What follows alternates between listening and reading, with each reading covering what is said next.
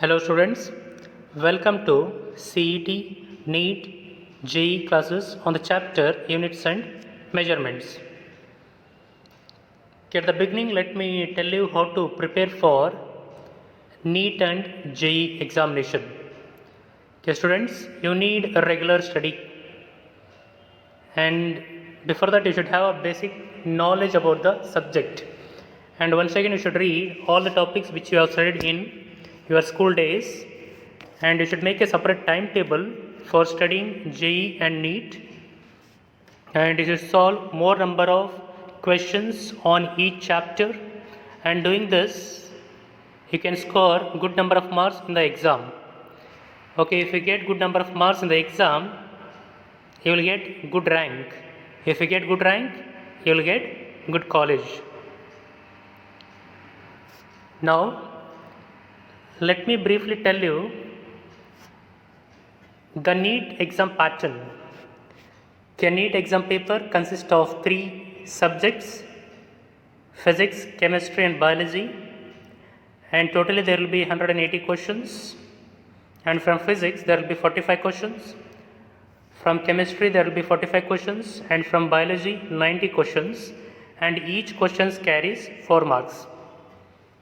And from physics there will be 180 marks, and from chemistry there will be 180 marks, and from biology there will be 360 marks. Total it is 720 marks. And for each wrong answer there will be negative, or there will be 1 mark deducted from the total score. Okay, this is the brief description about the NEET exam pattern. Now JEE exam pattern. Given JEE mains paper consists of 3 subjects. One is physics, second one is chemistry, and third one is mathematics. And there will be 25 questions from each subject. Totally there will be 75 questions, and each question carries 4 marks, and there will be negative for incorrect answer, and totally will be writing for 300 marks. Okay, this is the brief description about JEE main exam pattern. Dear students,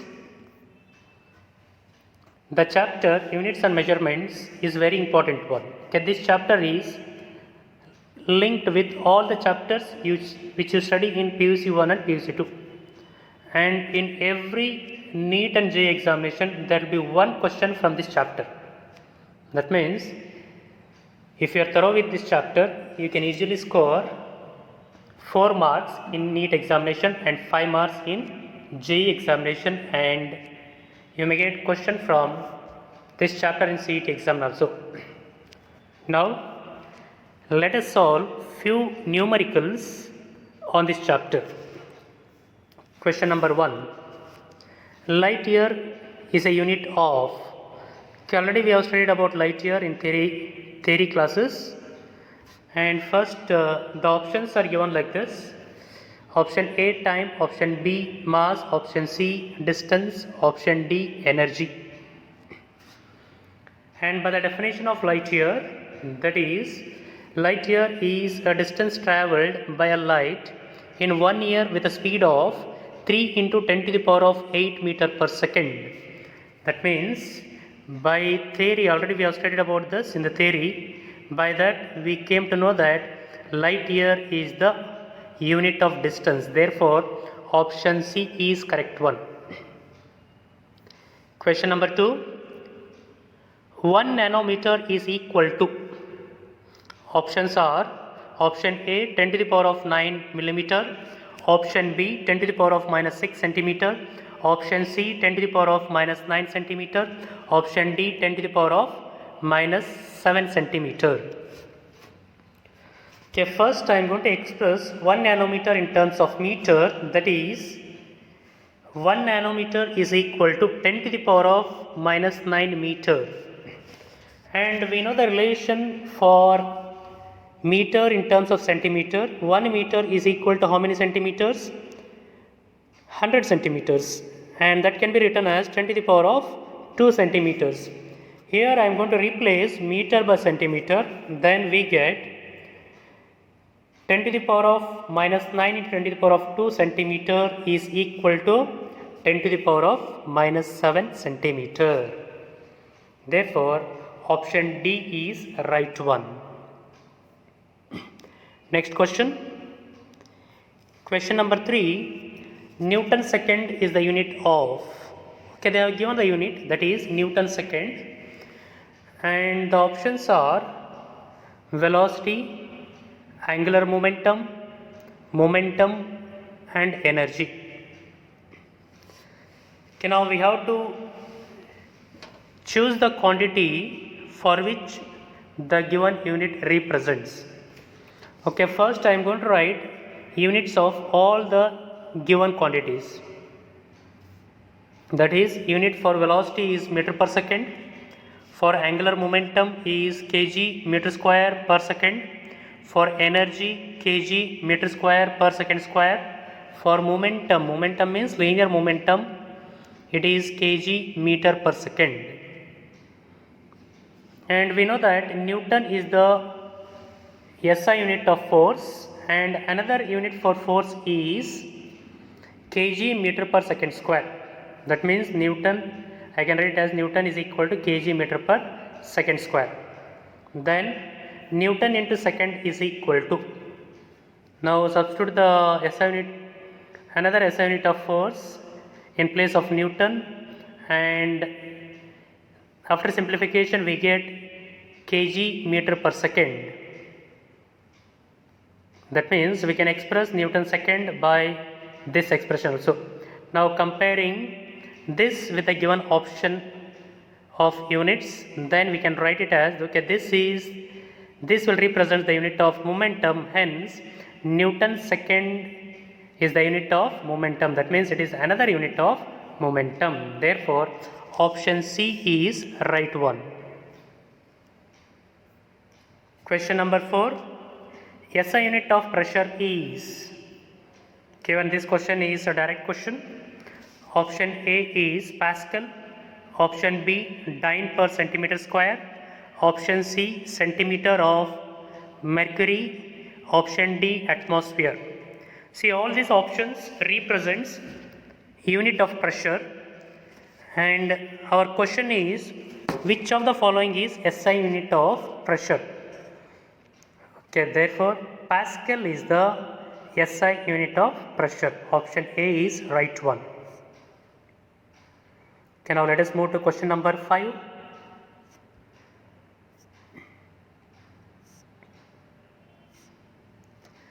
A suitable unit for gravitational constant is option A kg meter per second, option B Newton per meter second, option C Newton meter square per kg square, option D kg meter per second square. Gravitational constant. First we'll try to write the expression for gravitational constant, and then we'll find the unit. For this I am going to write gravitational force between two bodies, and that force is given by F equal to G into m1 into m2 divided by r square, where m1 and m2 are the mass of two bodies, and r is the separation between two bodies, and G is gravitational constant, and F is force. Now I am going to write the above equation in terms of G.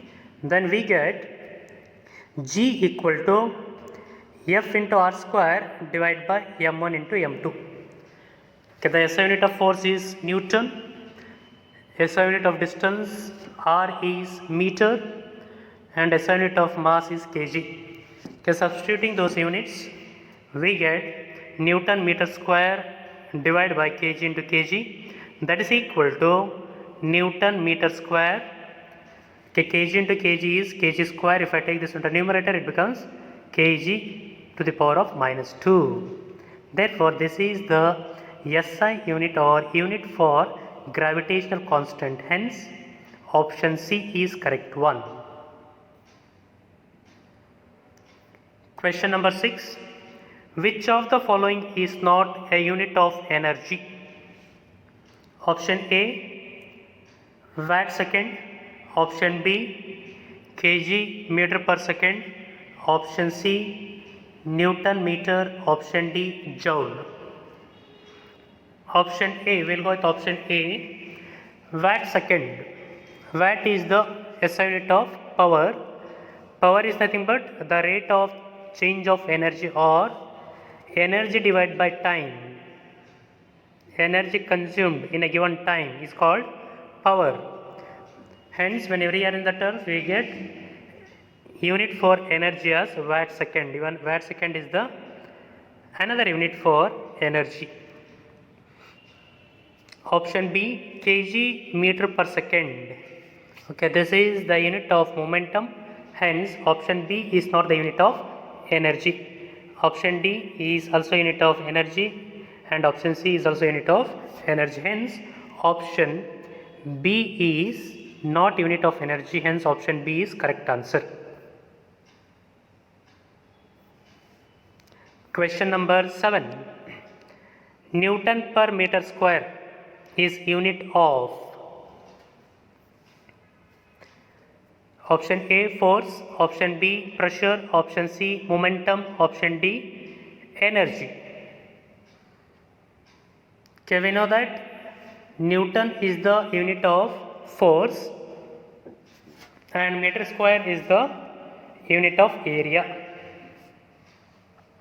Okay, this we can write it as Newton per meter square can be written in terms of physical quantities, that is force by area. Force by area is nothing but pressure.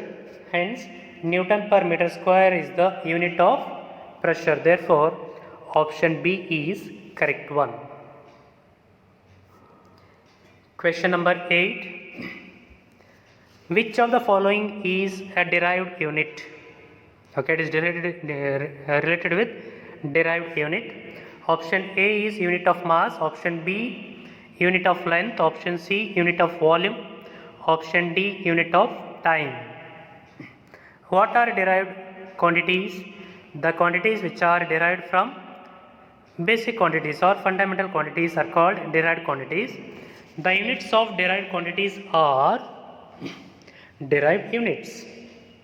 Here mass is fundamental quantity, length is fundamental quantity, and time is fundamental quantity. Volume is derived quantity. It is derived from length, right? Therefore, the units of volume are the derived units. Hence, answer C or option C is right answer.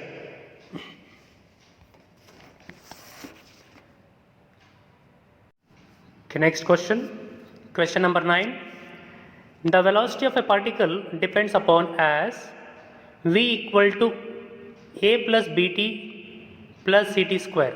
If the velocity is in meter per second, the unit of a will be. The options are like this. Option A, meter per second. Option B, meter per second square. Option C, meter square per second. Option D, meter per second cube.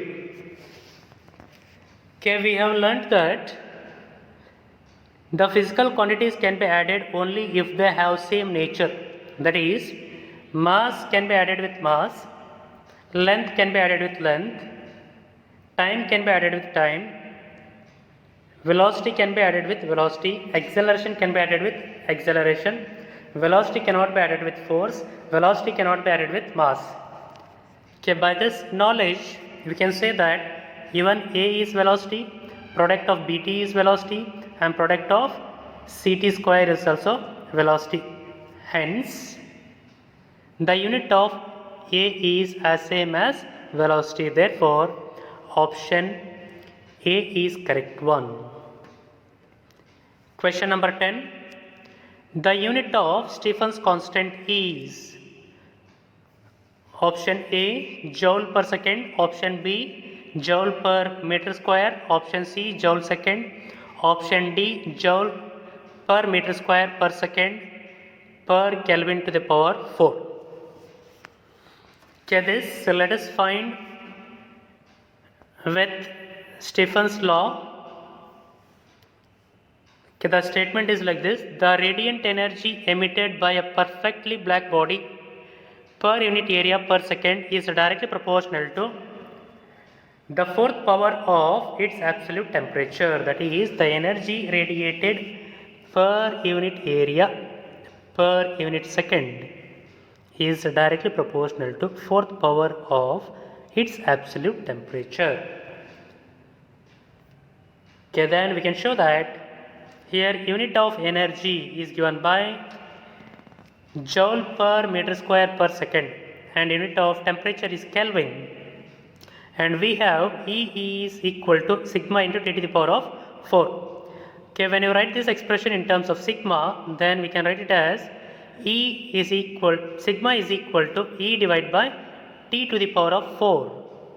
Now substituting the unit of energy and unit of temperature, finally we get unit as joule per meter square per second per K raised to 4, Kelvin raised to 4. Therefore, option D is correct answer. Option D represents unit of Stephen's constant.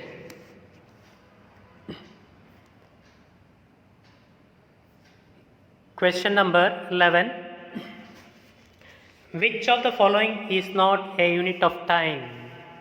Option A, leap year. Option B, microsecond. Option C, lunar month. Option D, light year. Okay, by looking at the options, we can directly tell the right answer. Before that, let me go on explaining with each option. Leap year. Okay, this leap year comes after every 4 years. That means it tells about the duration. That means it is the unit of time. Microsecond is a unit of time. Lunar month, it tells about the duration of 1 month. Light year is not the unit of time, it is the unit of distance. Hence, option D is right answer. Question number 12. SI unit of permittivity is. SI unit of permittivity is. Options are option A, Coulomb square per meter square per Newton. Option B, per Coulomb meter square per Newton square. Option C, Coulomb square meter square Newton square. Option D, Coulomb square meter square per Newton. Okay, now we have to choose the right SI unit of permittivity. Okay, this is related with electrostatics, and this will be studying in electrostatics in second PUC. Here I am going to write only formula.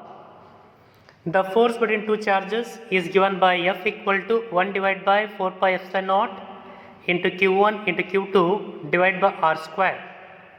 Here F is force, epsilon naught is permittivity of free space, Q1 and Q2 are the two charges, and R is the separation between these two charges. Now I am going to write the above equation in terms of permittivity of free space, that is epsilon naught is equal to 1 divided by 4 pi F into Q1 Q2 divided by R square, and as you know that the SI unit of force is Newton, SI unit of charge is Coulomb, and SI unit of distance is meter.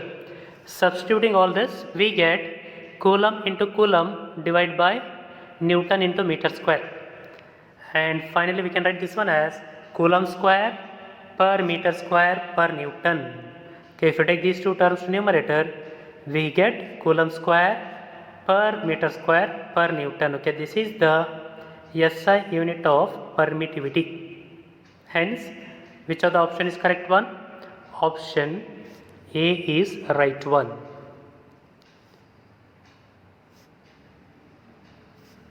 Next question. Select the pair whose dimensions are same. Option A, pressure and stress. Option B, stress and strain. Option C, pressure and force. Option D, force, power and force. Okay, here we have to choose the pair whose dimensional formula is same. First I'll write formula for all different quantities. For pressure, pressure is equal to force by area. Strain is equal to change in dimension by original dimension. Stress is equal to force by area. Power is equal to energy by time. And force is equal to mass into acceleration. Say strain, power and force all are having different formula, and here pressure and stress are having same formula. If they have same formula, even their dimensions will also be same. Hence, the same pairs whose dimensions are same are pressure and stress. Therefore, option A is correct one.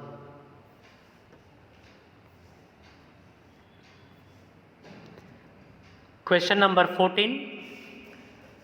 Dimensional formula m to the power of 1, L to the power of 2, T to the power of minus 3 represents, okay, options are A force, B power, C energy, D work. Okay, in the question, dimensional formula is given. M is mass is having dimension 1, length is having 2 and T is having, time is having minus 3.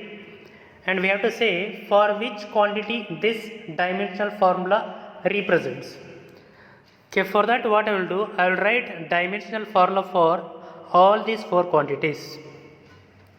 Force is given by mass into acceleration, and if you substitute the dimensional formula of force and acceleration, finally we get m to the power of 1, L to the power of 1, T to the power of minus 2 is the dimensional formula for force. For energy, here I am taking potential energy, that is mgh.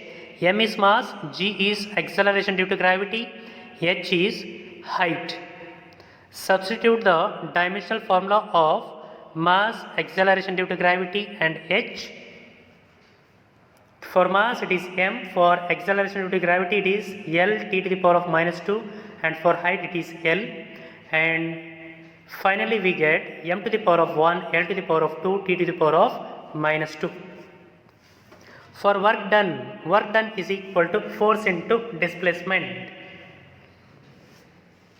Dimensional formula of force is m L T to the power of minus 2, and dimensional formula of length is L, and simplifying this we get m to the power of 1, L to the power of 2, T to the power of minus 2.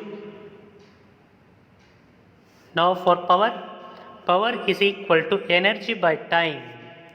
The dimensional formula of energy is m to the power of 1, L to the power of 2, T to the power of minus 2, and for time it is T. If I take T to the numerator, it becomes m to the power of 1, L to the power of 2, T to the power of minus 3. Okay, this is the dimensional formula for power. Okay, now we have written dimensional formula for all four physical quantities, right? Now let us compare given dimensional formula with individual dimensional formulas. Okay, this dimensional formula does not match with the dimensional formula of force, and it does not match with the dimensional formula of energy. It will not match with dimensional formula of work, and this dimensional formula will match with dimensional formula of power. Hence, the given dimensional formula represents dimensional formula of power. Therefore, option B is correct one. Thank you, students. In the next session, we will be studying some more numericals on this chapter.